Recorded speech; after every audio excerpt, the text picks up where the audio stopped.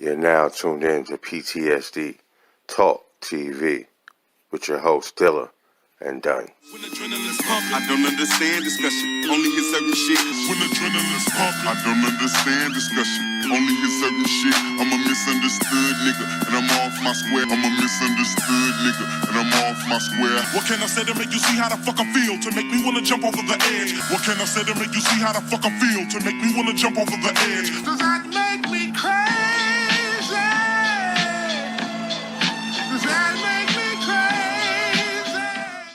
PTSD Talk TV. You are now watching PTSD Talk TV. Thank you for tuning in. Mic check 1 2 1 2. This is PTSD Talk TV. I'm not going to specify the day particularly because you just got to get it while you can, catch up and get on it while you can.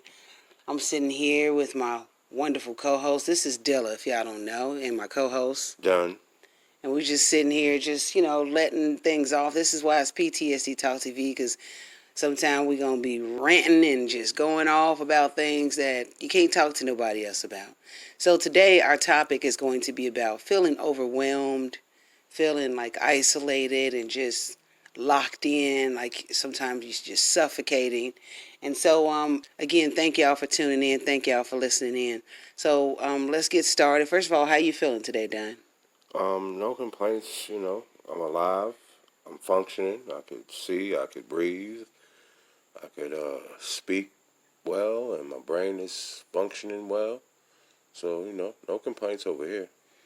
All right, no complaints, but we wanted to talk about this topic about feeling overwhelmed, and I'm going to kick it off by saying that I'm used to that feeling. I've always had to go through that. I've always had to experience that. I've always had to just sit with that. I think a lot of us have, so I'm not saying I'm exempt. And for those of y'all that don't know, we're recording live right now. We are close to the airport. We're out in the nature trying to enjoy the air and the sun. So if you hear a lot of noise, it's probably more than likely airplanes going by. But anyhow, so what are some of the things that make you feel overwhelmed, or what are some of the things that have you feel overwhelmed at this current moment? A lot of things. One thing, for example, would be dealing with family issues, Okay. as well as dealing with personal issues. I just try to stay focused and not let it overwhelm me, but I've been getting a lot of advice from friends and family, and they address the issues and address things and bring things to the table, but it's like what's understood to me doesn't need to be explained. But I'm just at a crossroad with everything, and I'm just trying to figure it out where I fit in, because it's very frustrating to try to keep everything together and people knowing that you're a person that always holds things down. And it's like, when it's time for me to give help, I'm there to help people, but when I need help, people are not there. So it becomes overwhelming sometimes, dealing with a lot of issues, a lot of things going on, and it just clouds my judgment sometimes. Okay, so let me make this clear. Just so you know, this is PTSD Talk TV, so you can be your rawest self here. So, and that's what I'm going to do that. That's why I host this show, because I be talking that shit, popping that shit, but it don't even be shit, it be real. So what are some of the things that if you could pinpoint anything, what are some of the things that you could say that makes you overwhelmed, that you think a lot of people in the world are experiencing that people just don't talk about? Throw something out there that you could say that a lot of people try to suppress. A lot of things that people try to suppress is just how they feel, like how they honestly feel. And a lot of times, the truth hurts, and honesty at its rawest form becomes a sign of deviance or a sign of some type of aggression. And it's not that for me, for the most part, So a lot of times, people don't sit down and want to understand or really get to the core of a situation or an experience. People want to just overlook things and want to suppress things and don't want to bring things out in the open. It's like, it's just frustrating. Well, I can say this. I could say that one of my philosophies that I've embraced, that I've just kind of rested with and rode the waves with, is I'm a little different. I believe in addressing everything right up front, right then and there, as best I can. I look for a reaction. I wait for a reaction. I try to see what type of body language people give me, stuff like that. But to me, it's a double-edged sword, because sometimes me addressing people, whatever that may be, no matter how small, it actually sometimes is a healing process, because sometimes people don't know that they're doing you wrong because they're zombies. I'm just being real. It's not our duty to say, well, silently, I forgive them because they don't really know. Or to say silently, I forgive them, I can't let that bother me, because they should know what they're doing. Like, they should really know. Even Jesus said, forgive them for they know not what they do. A lot of people are clowns, and they zombied out, and they don't really know. Like, a perfect example for me was when I was coming up, the way I was taught, address that. Don't let that go too long. So when I got older, I came to my parents, per se, in this particular case. And I always came to my parents. As I got older, that became a practice for me. Even if they was letting other siblings do things that wasn't about the right, that was a practice to me. But I can tell you that 90% of the other siblings and family members couldn't do what I was doing.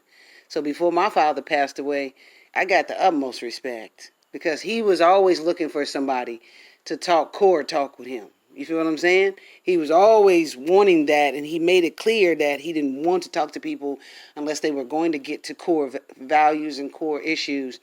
My mother the same way. I had issues and hearing rumors, and she did this when we was coming up in Chicago, and this, that, and did that, and then I heard enough of that until one day I said, you know what, I'm going to go talk to my mother myself, and I'm going to talk to her like a boss with some respect and some appreciation. We sat down like mob bosses, and got to the bottom and meat and potatoes of the shit, you know what I mean? So I think during those processes, to me, it seemed like I was able to help my parents heal, because everybody was just existing with these reputations behind their back people gave them, and with these hearsay, she say behind their back and around the corner. But me, I came to them, and it was like, to me spiritually, I saw them lift off of them. Like, no, I wasn't expecting to have to answer these questions, these tough questions, now that you've grown, but I'm grateful, because this is what I taught you to do. You know what I'm saying? It's the shit I trained you for. You know what I mean? Right. Yeah, I agree with that to a degree. But my issue is, if I'm going to address a situation, I like to be face to face with the person. The social media game and this text message game and this talking over the phone nonsense, it really put a damper on the way I like to communicate. I like to look people in their eyes. I like to see if they're genuinely speaking from the heart, or if they're just talking to be talking. I could identify that. But it's hard to identify how a person really feels if you're not looking them in their eye and getting an understanding of what they're expressing to you. There's a lot of times people would rather talk to you on the phone because they could easily hang the phone up on you. I had a situation with a family member where things were being said, and it's like, oh, you just hung up the phone after you said what you said disrespectfully. And it wasn't addressed properly. Well, see, like in some cases, I can't say that, like I told you, it was just my duty for me. That's the way I raised my children. That's the way I even handle myself. The reason I handle myself that way with people is because I want people to come to me. Because I'm just a regular functioning person. I'm doing shit, right? I'm just doing different shit. But I be just doing different shit, right? So if I accidentally offend somebody by moving something or closing the blinds or it's really pacified behavior, but I understand, because this world traumatizes niggas. So even if it's like I let the blinds down, nigga get pissed. Like, nigga, I was enjoying that sun. Cornball shit, but sometimes it be deep. This is the shit that makes people go postal. Right. It be the littlest thing. HIPAA laws say we can't express too much, but for those of y'all that don't know, Me and Dunn worked in state mental facilities, and we worked with children, and we've worked in different, arenas in the community. And we've come across people that have stabbed somebody up because you turned off the TV. You know what I'm saying? People that bash your head in because you drank the last Pepsi. Like, them triggers is... So I deal with people accordingly. I don't let myself get too overwhelmed. To me, and I'm going to say it right now here on PTSD Talk TV, that is the type of shit that makes people feel overwhelmed. That's the shit that's depressing. Because I know it's true you like to go to see people face to face. But my thing is, shit, you got to just do it like Nike. And on this journey, we done been there before with people. You got to be like, yo, stop all the talking when you want to meet up. You remember how we did? Yeah, I can't think of dude's name, but a lot of times they don't want to meet up. You know what I'm saying? That's why they doing what they doing. And that's what the frustration and the overwhelming becomes, because I'm the type of person, I push that shit into my pocket and I keep pushing. I got bigger goals. I got bigger achievements to make. I can't let no petty disruptance or disruption fuck up my day. You know what I'm saying? I got to keep pushing. I got people around me that's immediately around me. So at the end of the day, I have to be the bigger person. Okay, so let me ask you this. If you, in the past, right, when you used to go to people, and whether it's face-to-face, because we from cities, we city people, so you can get on the bus, the number 5 train, motherfucker, I'm going to come holler at you, you know what I mean? We ain't finna play that game. But when people migrate and move around in life, now that everybody's divided in different cities and states, if you felt better, just hear the question. If you felt better and more empowered when you was addressing that and handling people, just bringing stuff to their attention. But now life has taken its toll, and it's like you live way in Florida, you offended me. The question is when do you get there? And we've done that before. That's what I'm saying. We've taken those drives, right? Right. And went to those people far and wide sometime, and at some point, let's go to this different states with our team, see what's up, and sometime by ourselves. So if all that has changed, how do you address people that are piling stuff up on your plate? Because that's the whole topic of today, feeling overwhelmed. A lot of times it's people piling stuff up on your plate and giving you extra responsibilities. And as long as they think that you just all right with it and you never say nothing, they're going to let you keep riding that dead horse. Yeah, because for me, like I said, I like to address people face to face. And being that I'm not in the vicinity to go address people, is like, to me, it's a waste of my time. Because to go run down on somebody, it takes time, energy, all types of elements. And I don't feel the need to do that. Because at the end of the day, I was born into an overwhelming lifestyle. Everything was extra growing up for me. Like, I didn't really get to indulge in childhood things that I wanted to. I would have childhood things growing up, but a lot of times I was responsible at an early age, very responsible. And not only was I responsible, but I took accountability for my actions. I was taught to do that. And I was put in positions to do that. And now it's like, people that were around me at those times, they know who I am, they know what I stand for, but it's like, nobody wants to address that. All right, hold tight. We're going to take a short intermission.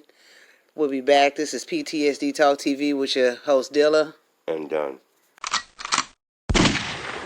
PTSD Talk TV. You are now watching PTSD Talk TV. Thank you for tuning in.